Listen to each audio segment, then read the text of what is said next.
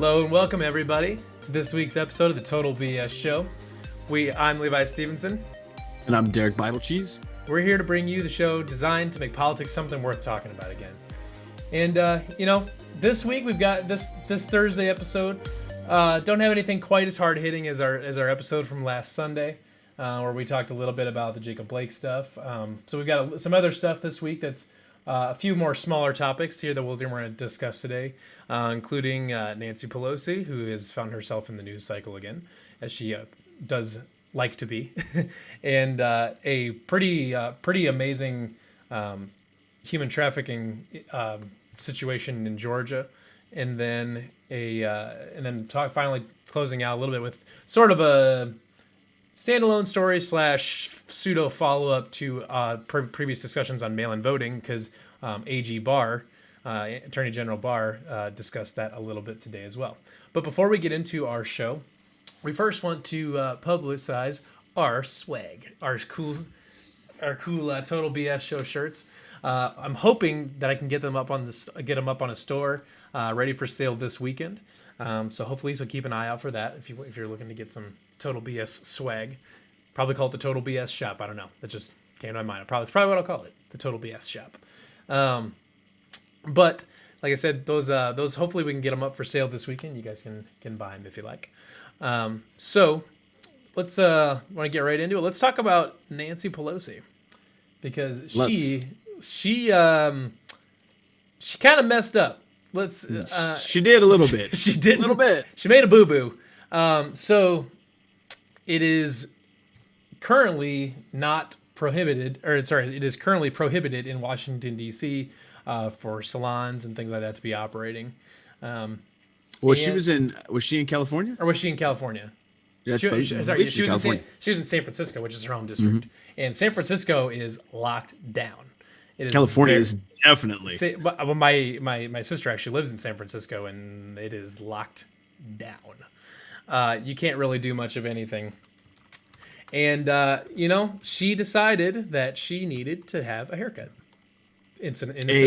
A blowout, I believe is what they call it. Is it called a blowout? See, I'll be honest. I mean, as a guy, I don't necessarily relate to the blowout situation. I usually try to keep mine somewhat high and tight, but unless it's sports, I don't know what I don't know what a blowout is. I'm hearing that's what it's called, is a blowout. It's something to do with if any of our female viewers can enlighten us on to exactly what a blowout is, please do so. So us men don't understand what's going on. So anyways, She decided to take a trip to the salon, despite it being very prohibited in San Francisco. Now it's important to note that so there's a back and forth right now. She is accusing the salon owner of that's setting her up. But that's according to the salon owner, she says she's been going here for years and years and years, and so loyal customer, all this, and she's a high-ranking politician or whatever. The salon probably wants to keep her business. Well, the salon owner and the person that does her hair and or the blowout, as we're being told, are not the same person. The person that did the blowout is, I guess they rent a space or somehow occupy a chair within the salon, but the salon owner is not the person that actually performed the work. So there's a back and forth. Pelosi's saying that she was set up. However, the salon owner says that's not necessarily true, because she's had an appointment on the books for quite some time. Mm-hmm. So it's kind of an interesting thing, because she's been going here she said she's been going there for years. Loyal customer, clearly likes getting her hair blown out or done there. But then as soon as something doesn't go quite right, she's pretty damn quick to throw that salon under the bus. Absolutely. Probably a local business, probably a small business locally owned. And just threw him right under the bus. Well, it was weird, because she actually, these are her, I'll be paraphrasing here a little bit, but these are her words. She said she takes responsibility only for falling for a setup. Right. And that's all she has to say about it. So she takes no responsibility for falling for a setup. She takes no responsibility for anything else. What are you a Scooby-Doo villain? Like, I would have got away with it, were for you meddling kids. Exactly. We're gonna someone gonna handcuff Nancy Pelosi and pull off the mask, and there's some landlord underneath. What's going on here? So, and again, you have these people, these, I guess, quote unquote, political elites. I hate to use that term because I hate to think of them like that. How backwards our country has become. Right. And she can't even take responsibility for getting her hair done. And on a long enough timeline as a Speaker of the House, is she not also in secession for the presidency on a long enough timeline? She would be third in line. That's a person that can't own up to the responsibility of, we get it. Everybody has done stuff that is quote unquote, not up to par during this pandemic lockdown. Everybody snuck around and got everybody. Like if you're sitting there thinking to yourself, I haven't done anything wrong. Bullshit. We know you have. That is total BS. That is total BS. That's what that total is. Total BS. That's actual BS. So she can't even own up to the responsibility of, I went and got my hair done. She could have even followed it up by, I went and got my hair done. It's time for this stuff to be over. We need to get small businesses back up and running. She turned around and said, we need to get the economy open again. Right. So why not just own up to the responsibility of it, then back it up with we need to get the economy open again. By acknowledging that she fell for a setup, even if the salon did set her up. She fell for that. She still decided that I need a blowout. That's what she decided. Set up or not, she said she still went full Marie Antoinette, rules for thee, not for me. She did, absolutely. Let them have cake, I think. Yeah, is that what that is? I don't know. Yeah, feels like we're mixing we're mixing metaphors at this point, but I don't. Well, she was the let them have cake right before she got that by the people. Well, that's true. But she. So you just said something that was really, really telling. She fell for an apparent setup of a local San Francisco hair salon owner. Yep. A setup, and she's in secession to be the president of the United States. That's doing all the business deals that's a pretty low level setup. Like that's like that's like the tutorial setup. That's like the tutorial situation they put you in at the beginning of an RPG video game or something like that. Like that's the tutorial in an Elder Scrolls game where they teach you to press A to jump. Like and you can't figure it out. And she failed the tutorial. And she has a staff, so there's a domino effect here of how many people are so incompetent that are so close to nuclear codes that fell for a setup by a single. I mean, could you imagine actually if that is true, if this is all true, the salon owner just sitting back she's like I'm a damn genius. I just successfully executed a setup of the person that is third in line for the most powerful position on planet Earth. Yeah, I mean, what has to happen in secession here for this to be? I mean, Nancy Pelosi is, whether you like it or not, arguably one of the most powerful women on the planet, perhaps. Yeah, definitely. And she fell for a setup. Her and her staff fell for a setup. I mean, really? Just admit that. It's a pretty profound incompetence that she's admitting to there. Oh, it's staggering. So, I mean, on one hand, it's either you're in you can't take responsibility for your own actions. Right. You fell for a setup, or you're just an unbelievable there's no other way to put it. Just an unbelievable liar at this point. I mean, the options of what's going on here are just so limited right now. It's by you not admitting that you just wanted to get your hair done and you just went and did it. Rules be damned. If she would have just come out and said, you know what, I wanted to get my hair done because I needed to get it done. It just had to happen. Everyone would be like, yeah, I get it. The political right would have said, rules for thee, but not for me. They're saying that now. Right. They're saying that now. And the credibility and the confidence of the American people to look at this and kind of break this down, as simply as we just broke it down. I think the higher ground and also the less damaging route would have been to just say, yeah, I wanted to get my hair done. It's time to open up the economy. Let's get the show on the road. I went and got my hair done. Everybody should be doing this. But it's also important to note that isn't Governor Newsom, isn't that her nephew or something? Right? They're related. The salon owner? No. The governor of California. Right. Oh, her and wait. What? Yeah. like Gavin Newsom's related to who? Pelosi, I believe. Really? I believe he is. Interesting. That would be an interesting development. Is Gavin Newsom related to Nancy Pelosi? He is the brother. He is the brother-in-law of Nancy Pelosi. Sorry, not nephew. I misspoke. The Speaker of the House, the Speaker of the United States House of Representatives. He's a former uncle by marriage of Governor of California, Gavin Newsom. No, hold on. That's Ron Pelosi. I'm sorry. So it's in here somewhere. This quote is Newsom's aunt was married to Ron Pelosi. So he is the nephew by marriage. Interesting. So now this is even crazier because now she is breaking. So you're telling me that her and so how bad of a relationship do her and her nephew have, or former nephew, or whatever you want to call it? Like how? So she's breaking. She's breaking like I hate to call them laws. You know, they're ordinances or their whatever directives, whatever. But she's breaking laws inside her nephew's state, right? Or she has to come out and say, "Yeah, nephew, it's time to open the whole state." You know, or I mean, what is it? Like, what is it? Because there's a relationship there, and that makes everything even more complicated. That's got to make, in my opinion, that's got to make the American people sit back and go, roll their eyes and just face palm. Like, really? Mm-hmm. We have to. Was it 21% of small businesses have gone away or higher? Some huge number. Yeah. And a lot, or is it 21% aren't coming back? I don't know. It's a big number. Some huge number. Yes.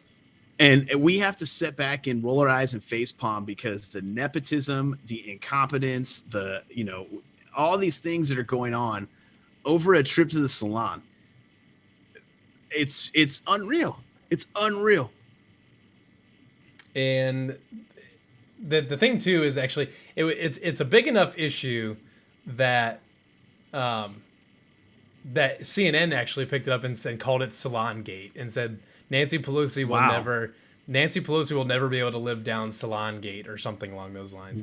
Wow. Like CNN actually picked it up and said that. And this is, through my experiences, this is what I've seen.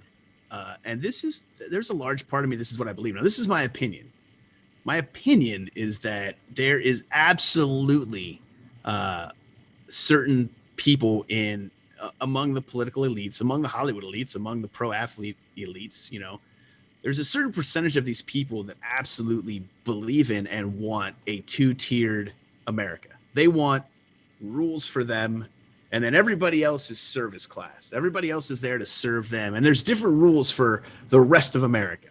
You have like this 1% or maybe this 0.5% or even less maybe, and they get to go by a certain set of rules, and most of the rules that the peasants have to abide by, they don't count. They don't matter to them. They don't have to abide by those rules. And that's just my opinion. That's what I've seen. That's what I feel is like, so can I go over to Walmart and just not wear my mask now? Cause can I say like, right. I didn't know that this has been going on. Like, right. Really? Just play dumb. Like, it's like Rick in The Walking Dead where you just walk outside and you're like, yeah. What is happening? I was a lot less naked and there was a lot less decay. Before I went to bed. Right. Yeah. It's like apparently that's just what you got to do is you just got to walk out. You can do whatever you want as long as you just pretend that you're Rick from The Walking Dead and you can just, or is it like a progression, like a trouble tree? Like I just have to blame it on someone else. I was set up, like I go to Walmart and they're like, "Sir, where's your mask?" I'm set up. Set up by who? What are the limits here of claiming that it was a setup? Like what can I get away? What can I get away with in the name of it being a setup? A setup is a setup. It's a setup. And then after the setup, like if the setup doesn't work, you're allowed to like progress down to something else. Like either way, what we've just been shown by Nancy Pelosi herself is you just have to just get in front of everybody and say, I'm not taking responsibility for this. And I got nothing else to say. Mm-hmm. It's like you just totally deflect responsibility. Just say, I don't know. It's somebody else's fault that I didn't. Absolutely. Like you just totally deflect responsibility. No problem. Get away with whatever you got to get away with, and you just do it. You just call it. You wash your hands. You walk away. You call it a day, and nothing's gonna happen. Nothing's gonna happen to her. She's gonna be, I want maybe drug through the mud, but I don't even think drug through the mud. That's a term for people that didn't do something. Right. She's gonna go through Salon Gate, I guess, but nothing's gonna happen. Well, no, nothing's gonna happen. There's not necessarily much to be done necessarily. There's not. But it's more so it's the optics of it. It's something like that. I mean, because that's just another thing that will be able to be used against Nancy Pelosi when it comes to when Joe Biden is in the election and stuff like that. That's just another thing that will be. Well, the whole Democratic Party, from what I've seen for quite a few months now, just from what I've seen, and I think a lot of people would agree, especially recently, maybe like months ago, we would diverge a little bit on what our experiences are and what we've seen. But in my opinion, especially recently, they have really fallen on their face. Sure. And that's,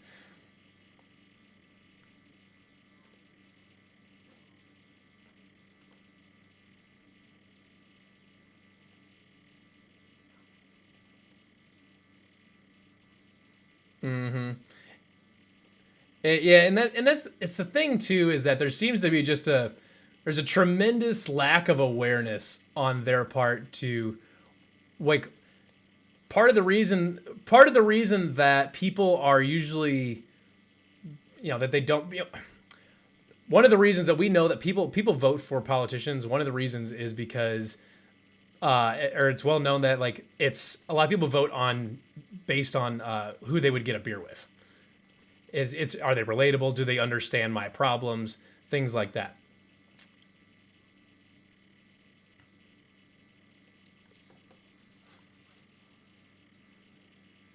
Oh, 100% there is.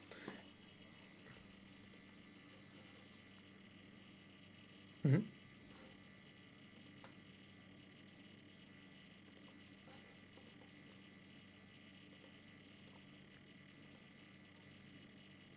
Audio of people calling in saying, I'm so disconnected from the Democratic Party. They don't speak my values anymore.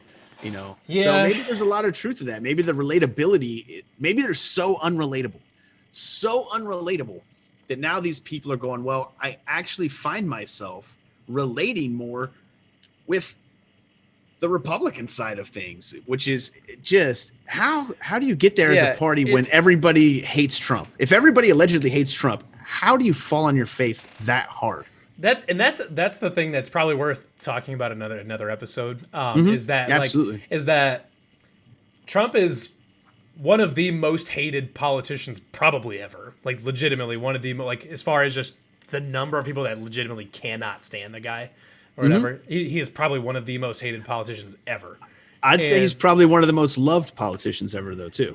By his so base, divided. By his base, divided. Yeah, you're either like yes please or no. Like, there's very few people that don't have an opinion on him. There's almost none. So it's an interesting balance there, because there's people that say, well, I'm sure there are people that are saying, like, well, the Democratic Party no longer represents my values, and there's plenty of Republicans that did that in the other direction in 2016, and probably will do it this year.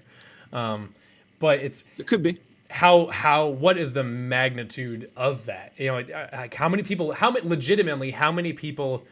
are true, actual independent voters where they vote different every election based on whatever their criteria is? Well, and go ahead. I'm sorry. Well, I mean, that's pretty much. I mean, like, I'm curious how, like, legitimately, how many swing votes are there in the United States? Is it a large, like, how many people actually swing their vote? I bet there's a lot. See, Trump did a very interesting thing, and we gotta do a show on this. Trump has actually moved away from his base a little bit because he's trying to scoop up all these moderates. The pro-Trump people, they're voting for Trump anyway. They're not. Do it, I mean, I don't know what he would have to do. It's reckless for them not to vote for him. So he's shifted on a couple things to scoop up. This is reckless. Well, just real quick. I mean, look at you talk about dropping back and punting on first down. the Democratic Party, the two leading candidates. This is the party of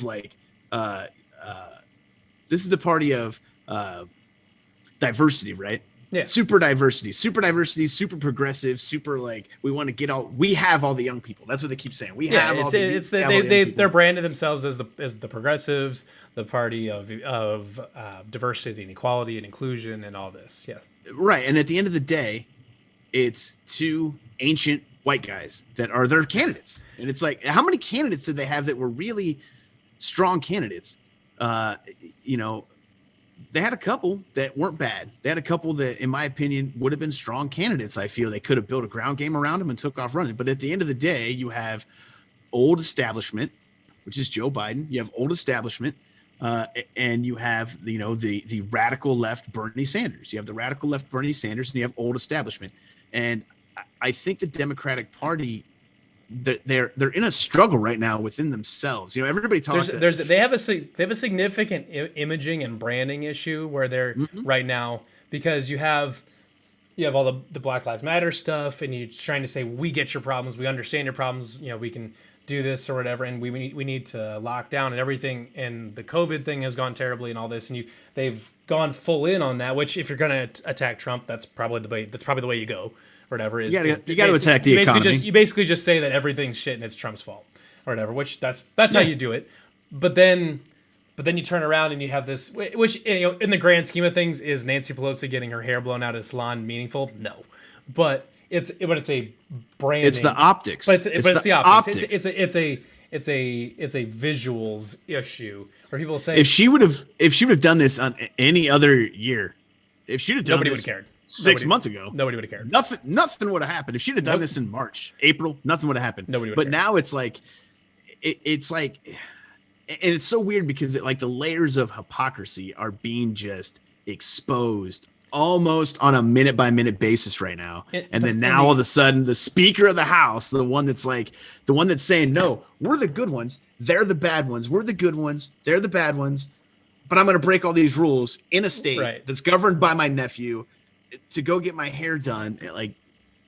And that's, like I said, we'll get to that kind of stuff on another episode too. But is that part of this is one of the reasons that Nancy Pelosi is wildly unpopular amongst a lot of Democrats. She is, which is another thing that is, outside of her district, she is not popular at all. How could she be? I just don't understand how she could be. It's crazy. It's crazy. But she's part of the old regime. She's part of the old regime. She's establishment. Yep. Just like Joe Biden. The Democratic Party's got some problems. They have this old regime. Everybody's got some problems. Sure, but the Democratic Party's got some big problems because they have this radical left Green Party, the Squad, the Bernie Sanders group. And then they have this old regime that is just not wanting to give up power. Right. They're just not going to do it. They're not going to step aside and let the young blood come up through their party. And it is literally tearing them completely in two within their own party. Yep. They can't even get, all politicians lie, right? They can't even get their lies straight and together anymore. It's just wait a minute.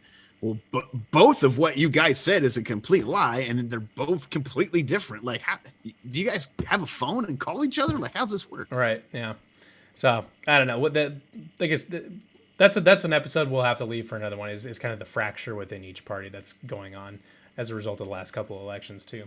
But we should. I do want to move on to our next topic though, which is a pretty significant event that happened in Georgia, where officials found essentially was it 39 or 25? There's a 39. They found 39. They found 39 missing children over in a couple trailers in Georgia, and then there was another 25 found in Ohio.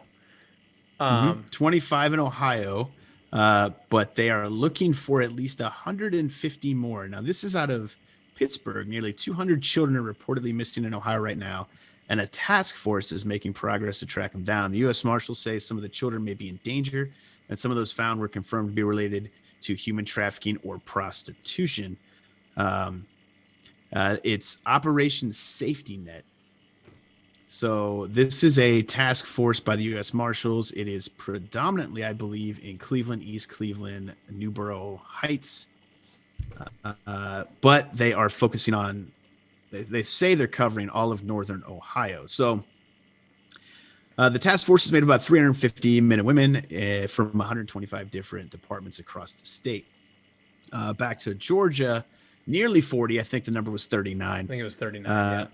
U.S. Marshal Services announced Thursday that 13 missing children were found and an additional 26 endangered children were rescued during the 2-week operation centered on Atlanta and a city to its south, Macon. The missing children were considered to be some of the most at-risk and challenging recovery cases.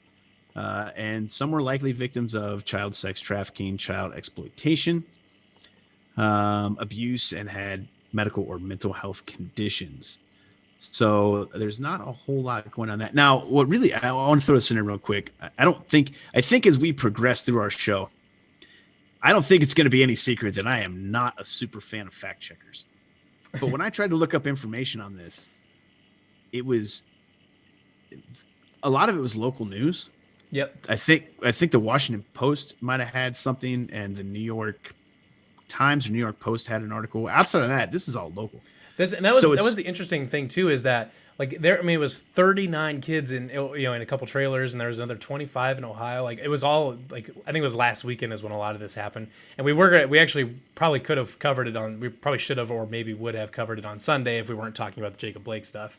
But I mean, this thing barely, I never saw it trending on Twitter or anything like that. Not a blip. There was just it was just a tiny little thing that showed up in a couple little tweets here and there.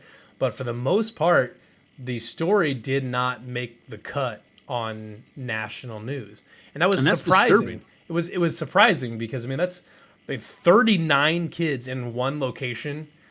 As far as a human trafficking thing, I mean, there's probably lots of details that go into this that some may come out and some a lot won't come out, because you're talking about privacy and stuff like that.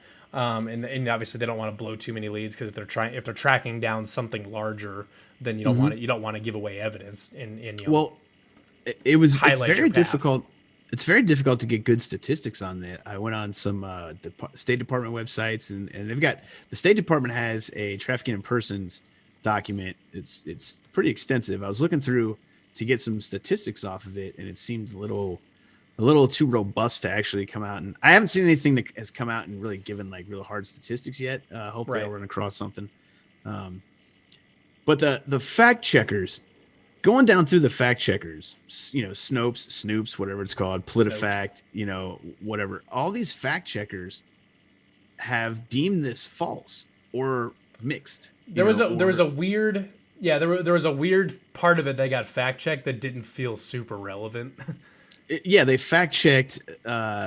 They weren't, because here's the problem. People make memes, right? Memes are memes. Memes have some are funny, some are informational, some are whatever. Some are a guy that's, drinking a beer on a Saturday night that puts something together. So you always got to research your meme. Mm-hmm. Someone put together weirdly a meme. enough, memes are kind of just a way people communicate at this point in time. Like, they really are. Now you have to get into the meme, and you have to break it down. You have to be smart enough to go, okay, this is information at this point. I don't know if it's misinformation, good information, bad information, but it is information. Even a joke is information, right? So the meme said something to the effect of, 39 children were found in Georgia in a double wide trailer. Yep. And this has barely made the news. Okay. So one of them fact checked. Oh, they weren't found in a single in one trailer. They weren't found in one trailer. So this is false. So, okay. That who honestly, who cares from genuinely, who cares how many trailers these kids were found in? Couldn't possibly matter less. You found 39 kids in one location, whether it's one or two trailers or whatever it is. And then one of the fact checkers said it was false because, remember, they're fact checking a meme. They're not fact checking the story. They're fact checking the meme. And one of the fact checkers said that it was false because it said the little part about was not, basically was not widely covered in news. and they're like, that's false. Like, well, really? Because I didn't see a whole lot of the local stations picked it up. Local stations did. I didn't see a whole lot of the big name. There was not media. There wasn't a lot from the big one, the CNNs, the Fox Newses, whatever. There wasn't a lot that got in any of those really, really big news outlets. I didn't hardly see it. And what disturbs me about this is there's a lot of America out there. Time is precious. What we said in our promo. Mm-hmm. A lot of America have been reduced down to headline readers. So if they see a headline and they're going to go fact check it, they're going to go to one of these outlets, these fact checker outlets, and they're just going to look at the headline, and then it's going to say true or false, and they're going to move on down the day, and they're going to go, that's false. Mm-hmm. Okay, but it's absolutely just, the fact check itself is misinformation. The way they do it. The way Facebook has their fact checking set up is a little bit too binary, where it's either it's there and it's true, or it has this big warning over it and all this, and it looks totally false. Even if in the fact check it says it's mostly true or whatever, fiery but mostly peaceful. No. That's a mostly peaceful meme. That's a mostly peaceful meme right there. But it has it, but it still looks false. It still looks like it's totally false, even if it doesn't actually say that. People are gonna be like, oh, there's a weird thing over it. It must be bullshit or whatever. So, and it's not true. Now you have like PolitiFact and Politico or PolitiFact and Snopes. They have or I think it's PolitiFact specifically, especially has like different degrees. Like, is it partly true? Is it mostly true? So Snopes does too. They have a mixed. Snopes has like varying degrees, but especially like Facebook, which is where these memes tend to show up, is it's a really binary looking system. Even if you read into it and it says it's partially true or mostly peaceful, it still looks false. It still looks like they're saying nope, it's garbage. And that's the problem, is then people are going to see them and just totally ignore it, despite the fact that the only false statement in it is that the kids were in 2 trailers instead of 1. Like if they had corrected, it's like they were in a single wide, not a double wide, and people are like, yeah, okay. Well, it technically wasn't a trailer because the wheels were removed. Like, really? It's like that feels like an unnecessary clarification. Like you're really missing the forest, or missing the trees for the forest, or missing the forest for the trees. And again, I think with the fact checkers, and Facebook is its own animal. I could go into a lot of time about Facebook fact checkers. But I honestly think, I feel, again, my opinion that a lot of people have been reduced down to just being headline readers, mm-hmm. and the fact checkers know it, and the fact checking is not what it seems to be. It's not what it sounds to be. There's a lot of bias that goes on in fact checking, what we call fact checking. There's a lot of like, I shared something about coronavirus and hydroxychloroquine, right? Mm-hmm. And it was an old study, but it never mentioned COVID-19. Never once did it mention COVID-19. It mentioned coronavirus, which COVID-19 is a coronavirus, but there's a lot of coronaviruses that have been through the U.S., and they have run trials and tests extensively with hydroxychloroquine. Mm-hmm. And the report that I read was essentially hydroxychloroquine seems to be kind of a cure-all for coronaviruses. Well, it got fact checked as false because hydroxychloroquine, there's not enough evidence, or there's no scientific evidence that states that hydroxychloroquine cures COVID-19. Well, the thing that I shared never mentioned COVID-19. They injected COVID-19. Mm-hmm. They inferred that that's what I meant, but you can't fact check. You can't fact check an assumption. You can't assume that somebody means this or that, mm-hmm. and then say, "Oh, well, we fact checked this, so that's false." You can't insert a narrative and then fact check that narrative if the narrative was never present in the first place. And that's another show's worth of material, is fact checking, honestly, because now there's a lot of people saying too that if there's any debate at all, that Trump and Biden should be fact checked live on screen and stuff like that, which. There's a couple things there. It's like, well, one, who the hell's doing the fact checking? 2, I can't believe we're to the point where we have to fact check live for these debate. It's crazy. A debate. Yeah. Well, so, what was it? Was it Rachel Maddow? I think it was Rachel Maddow said, and I could be mistaken. Someone correct me if I'm wrong. But they said they were going to do a delay on the RNC convention, the Republican convention, so that they could fact check step by step everything that people were saying. I don't know how much truth is to that, but I that's what I heard, and I was like, okay. I just kind of I didn't even want to touch that one. I was like, oh my, this is where we're at. This feels like low hanging fruit. I'm just gonna let that one go. Now, the U.S. Marshals went on to say, the U.S. Marshals Director, Donald Washington, said the FBI has reports of more than 421,000 missing children.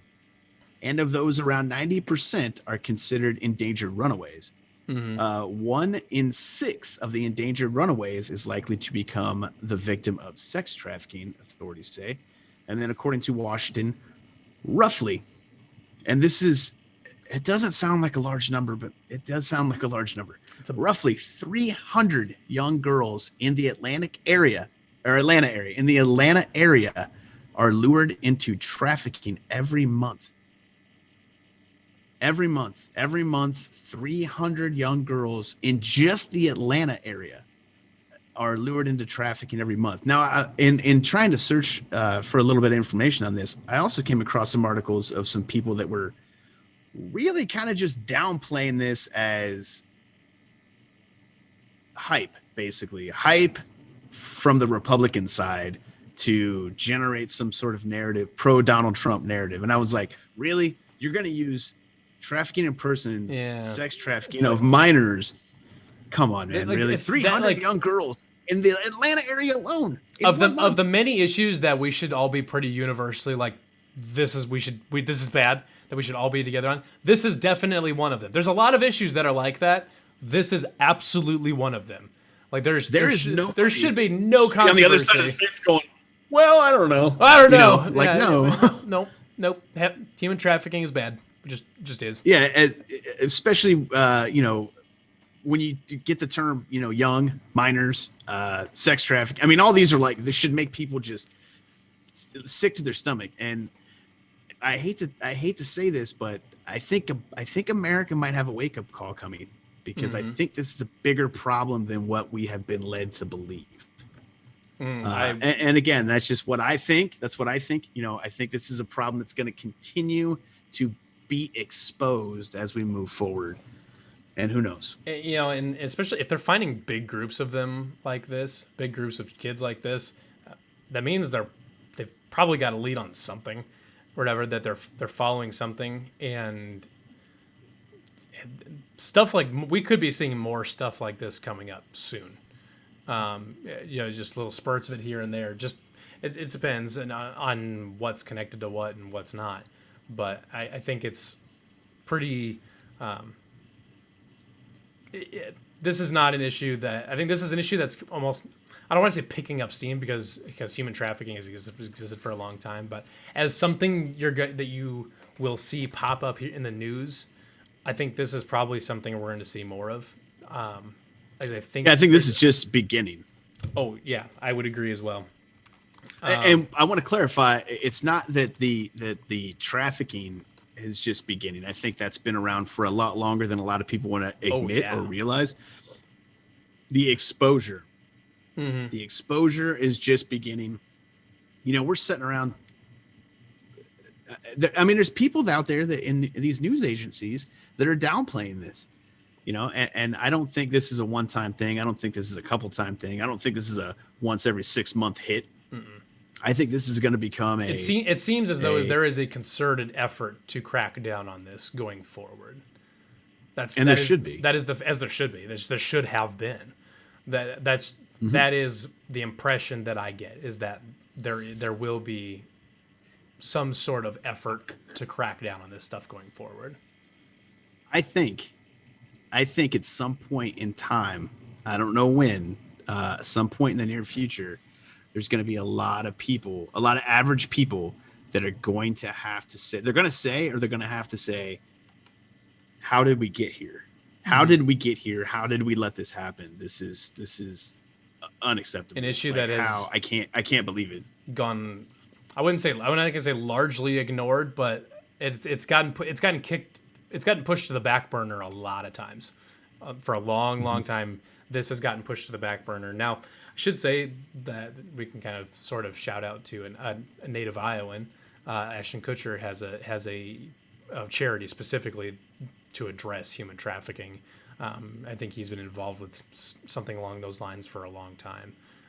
So there's for a little while anyway. Yeah, for sure. Yeah, I think that charity is probably, I bet it's at least a decade old now. Actually, he's been involved with it for a while now. So good on him for taking a head on an issue that doesn't get much publicity. Because it's like you kind of mentioned it too, is that especially when it's kids, is that they're really, really difficult cases. They're really challenging ones to track down and to solve.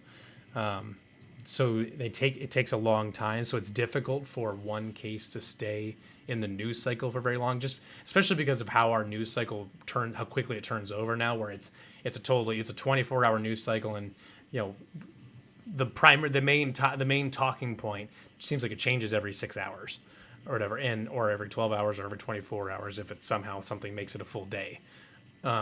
Just how quickly the news cycle turns over is it's difficult for these stories to stay in the news cycle long enough for people to really start caring about them. And it's something that a lot of people maybe haven't encountered in any way, shape, or form. There's a lot of people that have, but there's a lot of people that haven't. And generally speaking, people tend not to care about issues as much if they're not present in their immediate bubble. And this is one. True. There's a lot of truth to that. And this is an issue that it affects a lot of people, but it's so sporadic, it's so scattered out it's across the country that it's affecting. It's not necessarily concentrated in one specific area. Like you mentioned that around Atlanta, there's a problem with it, but it's an issue that is spread out fairly evenly across the country from what I understand. So it's not like it's spiking. So it's not like you're seeing a whole bunch of it happen in one city and it becomes a major thing. It's like, well, Dallas has this huge problem where all of a sudden everybody's getting kidnapped and stuff like that. Like, so it's not concentrated enough to really register on a lot of radars, because it's just kind of a slow bleed that's been going on for a long time. And a great example is like if you have just kind of your back is just kind of generally sore, you're probably less likely to pay attention to that as you would if you cut yourself while you're making food, while you're making dinner. The back issue might end up being a much bigger issue, but it's just kind of there, and you're just kind of living through it, so you don't pay much attention. But if you cut yourself while you're preparing food, you're going to take care of that cut right now, because it's the squeaky wheel gets the grease, and human trafficking has not been the squeaky wheel for a long time. No, they've kept it. The whomever has kept it under wraps for a long time. Honestly, if we're being honest, there's a lot that I've read that suggests that a high percentage of these children are, first and foremost, there's a percent of these children that are illegals. They get abducted. There's no tracking on them at all. No, there's no way to track percentage them. of these children. Exactly. There's just, I think it was something I read today. People don't realize. It could be incorrect, but I think it was. This is another. I think it was 50,000. This is another deeper topic for another episode too. Is part of the reason that we have certain policies at the border as far as separating families and things like that has to do with because human trafficking across the U.S.-Mexico border is a massive issue.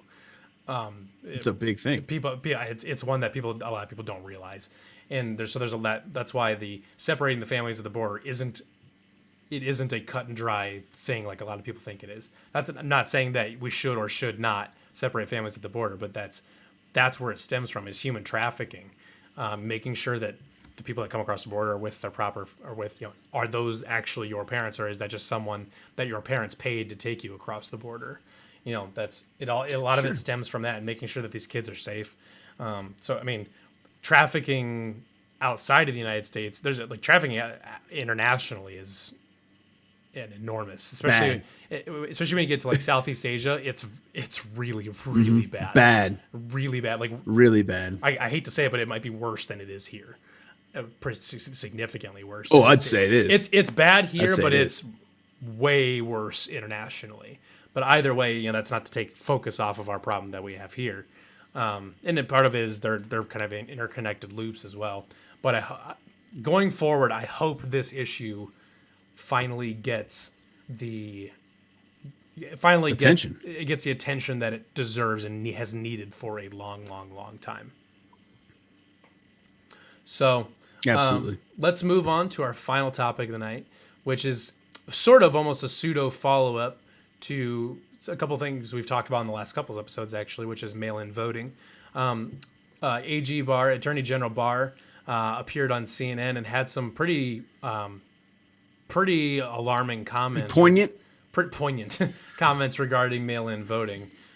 So we'll this show is, reckless clip here. Well, this is a sort of cheap talk to get around the fundamental problem, which is the bipartisan commission chaired by Jimmy Carter and James Baker said back in 2009 that mail-in voting is fraught with the risk of fraud and coercion. But since then, and until this administration, they haven't proved it. Let me talk. Yeah, please. And since that time, there have been in the newspapers, in networks, academic studies saying it is open to fraud and coercion. The only time the narrative changed is after this administration came in. But elections that have been held with mail have found substantial fraud and coercion. For example, we indicted someone in Texas, 1,700 ballots collected from people who could vote. He made them out and voted for the person he wanted to. Okay? Because that kind of thing happens with mail-in ballots, and everyone knows that. But there are individual cases, but as far as widespread fraud, we haven't seen that since. Well, we haven't had the kind of widespread use of mail-in ballots that's being proposed. We've had absentee ballots from people who request them from a specific address. Now what we're talking about is mailing them to everyone on the voter list when everyone knows those voter lists are inaccurate. People who should get them don't get them, which was what has been one of the major complaints in states that have tried this in municipal elections. And people who get them are not the right people. They're people who have replaced the previous occupant, and they can make them out. And sometimes multiple ballots come to the same address with a whole several generations of occupants. Do you think that's a way to run a vote? Well, the only thing I'm saying is that so far we haven't seen widespread fraud. But so far we haven't tried it. Well, and the point. So AG Barr makes some really interesting. He makes a couple really, really interesting points there when he talks about the fact that that they found in Texas, they found 1,700 ballots that were pre-filled out. Some guy just filled them out, and Wolf Blitzer comes back. 1,700 by one person. By one dude. One person. One dude changed 1,700 ballots, and Wolf Blitzer comes back and says, "Well, we haven't seen evidence of widespread voting." And Anthony and William Barr comes back and says, "Well, we also haven't had widespread mail-in voting. We've had absentee voting. We haven't tried it. We haven't tried it, and there's a reason for that." And that's the thing. So you make some really interesting points, and Wolf Blitzer is just not having any of it. And there's a couple points to be made there. Is that why is Wolf Blitzer fighting it so hard? He's just there telling you what his opinion is. Yeah. Why is he even contesting that? Exactly. Wolf Blitzer goes on to say that these are individual cases, but as far as widespread fraud, well, we've seen many cases so far that exemplify exactly that, fraud. So I'm not sure what Blitzer's talking about. I mean, is he in a different America? I know he's on CNN, right? I know that sometimes they don't necessarily get around the horn on the actual news, but and keep in mind what we've seen so far is only a fraction. So, it goes on to talk about in the article, just this year, 20% of mailed ballots in an election in Paterson, New Jersey were rejected as fraudulent. 4 were charged. 21% of mail-in ballots in New York City's primary elections were disqualified. Broward County reportedly misplaced over 2,000 ballots. We reported on 50,000 ballots out of 150,000 were rejected by a judge in Iowa, right? Inland County, yeah. And then it goes on to say, and we have to rely on the same government that mailed 1.1 million stimulus checks to dead people. Also, as we've pointed out on our A show, dead cat. there was a ballot request for a dead cat. For a dead good old, cat. What was it? Cody. That hadn't Cody been Timms, alive good old Cody for Timms. a decade. The cat is not just For dead, a decade. but it is fully, like, the bones are starting to decay at this point. They're done. They're done. He's done. There isn't even skin I don't and know. fat left on this corpse. I don't know. I got a few questions, I guess. Just a few. I don't know what his definition of widespread is. Like, we are beginning to see these things in multiple states. If one guy can change 1,700 votes on his own, all of a sudden, well, what happens when you get 5 people in a room? Oh, okay, well, that's almost 10,000 votes now. That's not to mention it's 8,500 votes. Is probably. Yeah, this is probably only a fraction of the crimes being committed. So, and like you just pointed out, we've already talked about how one person could potentially totally change or influence an election. Yeah. And then they just pointed out 1,700 ballots by one guy. If you get these states that sometimes they get decided by less than 20,000 votes and stuff like that or whatever. It's like, well, all you need to make that happen is you need 12 dudes sitting in you need 12 people sitting in a room, and they can change all of the votes. Like, if you put 20 people in a room and said we're going to change votes, they would have to do less than that one guy did on his own to potentially change a state, entire election. To change the outcome of an entire state. Like, take a look at like what if it's like Florida, where it's a huge swing state and it's a big number of electoral votes? Like, what happens? Or Ohio or whatever, when it comes down to 10,000 votes, and all of a sudden now we find out that it could take 5 people could sit in a room and change the outcome of Ohio or Florida, just based on if they were a grudge against somebody. Yeah, we've talked about the post office already formally backing Joe Biden. So imagine a dozen single actors. Mm-hmm. A dozen single actors around the country that just take it upon themselves to do whatever they want to do. It takes 12 male. It takes 12 male people in Ohio to change the outcome of that state. Like, it can absolutely, because theoretically, because the problem is that these mail-in votes go through so many hands that there's a reason that people talk about what's called the middleman or whatever. It's the person that's in the middle that's not really doing anything. They're not producing the product. They're not selling the product. They're just the one that's kind of handling the product for a little while. It makes things more expensive. Well, the version of making this more expensive is making the mail-in ballots less reliable, because now you have more and more hands touching them. Well, when you add more and more human hands, you add more and more imperfections. You add more and more risk.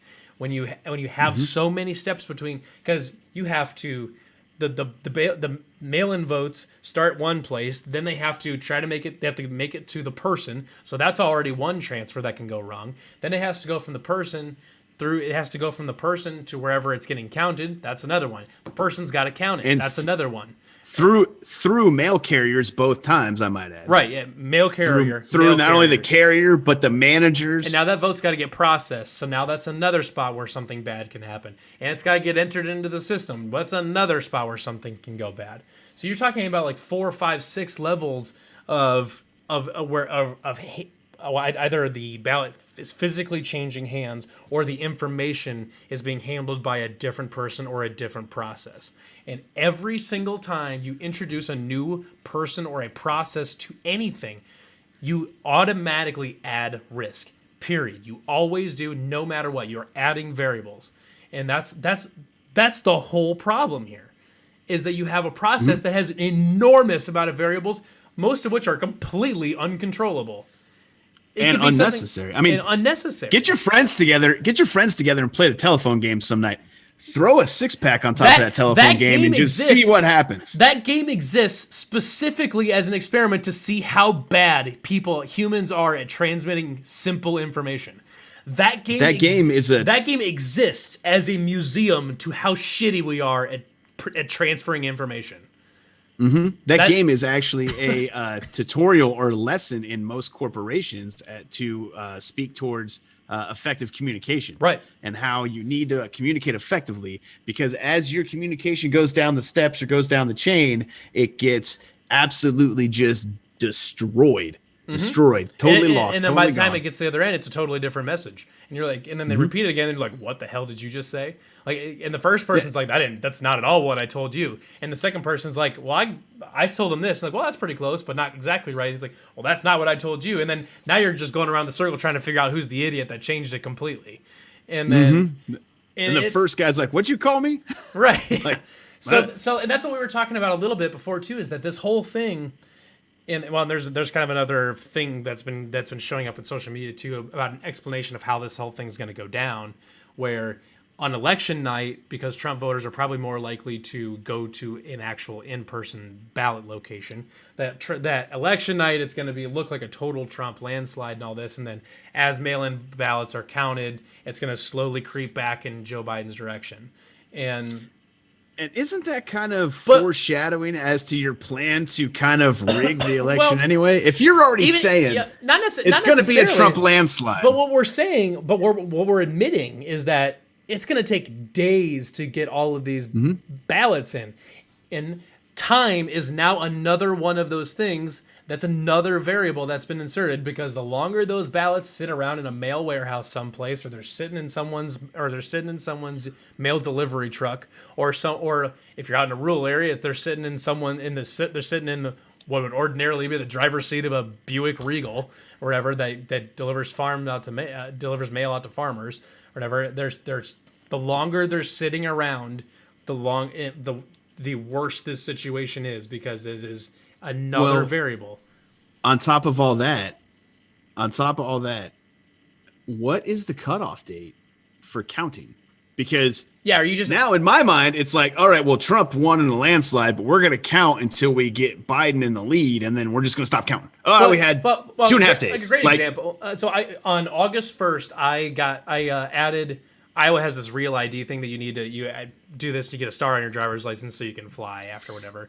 And then I also added a motorcycle license to my driver's license, whatever. So I needed to get a new card, whatever. And it says if it doesn't come within 21 days, you call and figure out what's going on. Well, it's been a month now, and I still have not gotten my card. So oh my gosh, surprise! The government probably messed up someplace. Either the DOT or the Postal Service messed up somewhere. That's my own story. That something as simple and meaningless as that, because I still have a paper license that's good for however long, 60 days or whatever it is, and all of a sudden, but something as simple as a driver's license can't be handled properly. 3 weeks, and now we're going on week 5, and it's like, if we can't handle that, how are we processing what's probably going to be what's typical voter turnout, 40%? Or something like that, handling 200 million, 150 million votes or whatever. What's your plan to handle 150 million pieces of paper?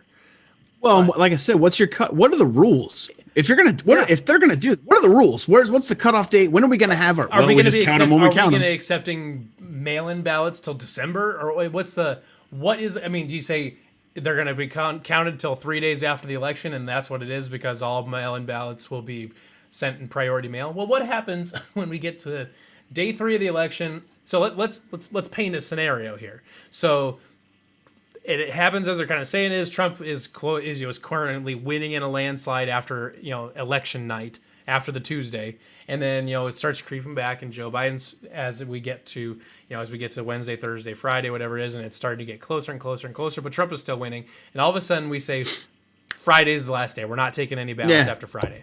Yeah, but there's got to be something. But Joe Biden hasn't won yet. Okay, Friday. That's it. So, but we think that there's still a bunch of uncounted ballots. I don't care. Don't care. Friday. So what's the day? Are we moving the day? Like that's another part of this too. This leaves a lot of room for politicians to get real squirrely. Where they can just keep moving the day. Like, well, we think there's a bunch of mail-in ballots coming, so we're just going to keep pushing the day back. And then next thing you know, they're going to... Or it could be the other way around, where the Republicans could say, we're just cutting it off on Wednesday. Which is probably not fair, because you need a couple days for ballots to come in or whatever. But like... Yeah, but do you? That we've not done that before. We don't know. So we don't know how fast mail-in ballots come in. Do you cut it off the night of? Say, like, you need to send this in now, so that way it's in the polling location by election night. Do you say, we'll give you till Wednesday, till Friday? Because no matter what date gets said, one, somebody will bitch about it. Someone will either say it's too soon or it's they'll not, sue. Or it's too They'll long. sue. Guarantee They'll it. sue. This election isn't going to be decided. We're not going to know the winner of this election until, I don't know, Christmas. It's going to get 2023. It's going to get counted. It's going to get counted probably 3 times. It's going to get sued. It's going to get litigated. It's going to go through all of this stuff because this is it's a system that has no rules. We have no plan at all for how any of this is going to work, and it blows my mind because it's such an there's no thought that has at all gone into this. Everyone's just like, let's just mail out ballots. It's super simple. No, it's not. This is huge. This is an election. This is the most political thing to happen. This is political things. This is like the most important piece of mail anybody has ever sent in the history of the United States, other than maybe Paul Revere taking the freaking message across Boston on his horse. Like that's like. And he didn't mail it in. He didn't even mail it. Even Paul Revere's like, we probably shouldn't mail this. I'm going to deliver it myself. Like the pony who? The pony what?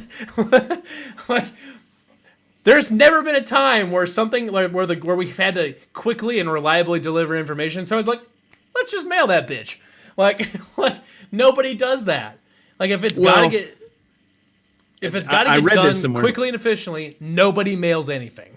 I read this. It was on a meme. You think that you have that much confidence in mail-in balloting? Why don't you take $5,000 of your own cash and drive across the country and mail it back to yourself? See what? See if you get the balls to see what happens. So I want to go back to this real quick because this is what Blitzer says. And you touched on it. As far as we've never seen anything, any fraud, this widespread fraud. We've never seen widespread fraud, but the way I see it from what's going on, 1,700 ballots changed by one person, 50,000 in Iowa that a judge ordered to be redone out of 150. So that means there's 90,000 ballots. Who knows what they're going to do with ballot requests. So here's my question. How widespread does it need to be? If it affects a half a percent, it's way too much. Like that's way too much. Like what is the cutoff for before we say, oh, this is bad?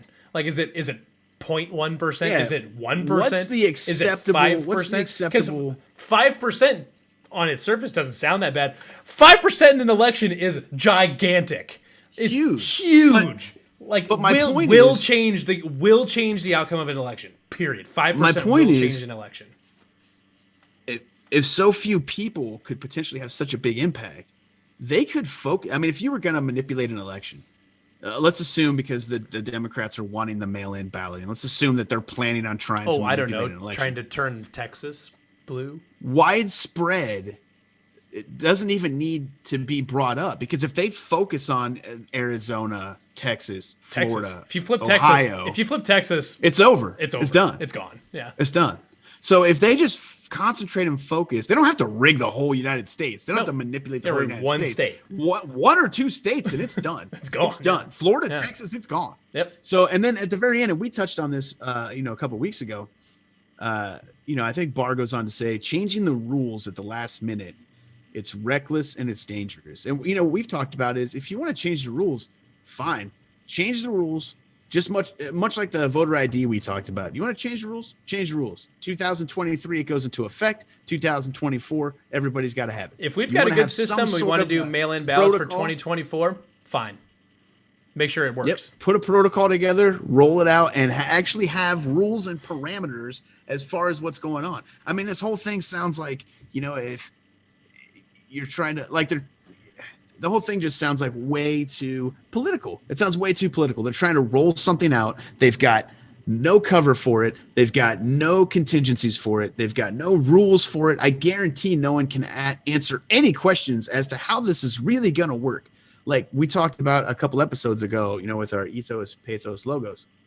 At some point, you can talk about all the feelings in the world. At some point, you have to implement the thing. Mm-hmm. You have to implement it, and it's got to work. You can talk about how great it is all you want, but if you try it and it doesn't work, then you're gonna look like a dumbass.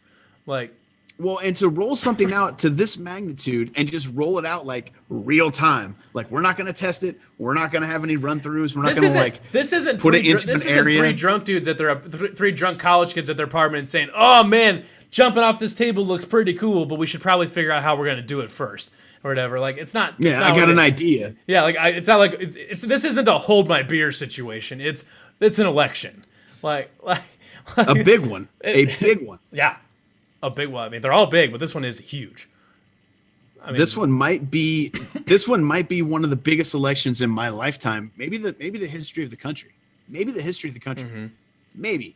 Certainly, probably in my lifetime. I would hate to imagine what a more politically divided, more on the line, heavily debated, polarized election would look like in my lifetime outside of this one. I hate to imagine what that would look like. I mean, our country is literally on fire right now.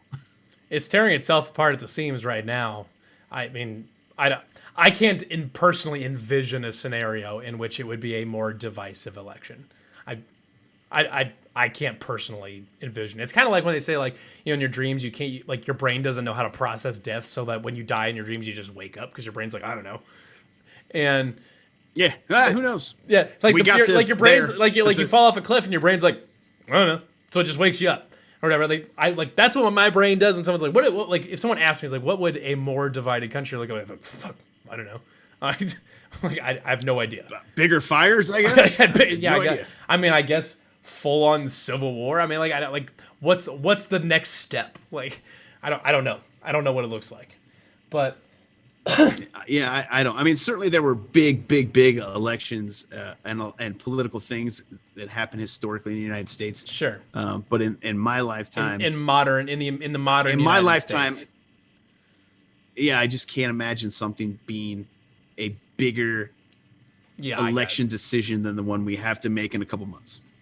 I have no idea. And that's why this whole situation is just totally batshit crazy, because everybody is just. They're just 100 feet outside of what would be considered like pretty opinionated about something. Like, everybody is deeply divided on something like that. Like, there is every single person has an opinion on Trump and Joe Biden. There is not a single person. And we've got 2 months to go. We've got 2 months to go, and everything's on fire. Well, keep in mind, the riots have only been going for what, 95 days? Something like that. The riots have only been like 3 months. It feels like an eternity. Yeah, it feels like an eternity. 3 months. We have 2 more months to go. Like, you remember Tiger King? I'm old enough to remember Tiger King. Whatever, when that was a thing back in really April, man. Yeah, that feels all the way back in 2004. Feels like 10 years ago. Like, just all the way back in 2004. No, like April. April, like the month 04. Yeah. No, like that's what's kind of funny. We'll actually refer to months by their numbers, because we can talk about it like old people. Like, I remember back in 39. Or like, I remember back in 05. And you're like, really, 2005? No, June. And June. Everybody's just living like this accelerated. Like, everybody's aged like 10 years just this year. It's like, life expectancy, in about another 30 years or whatever is going to take a dip. And for a lot of people.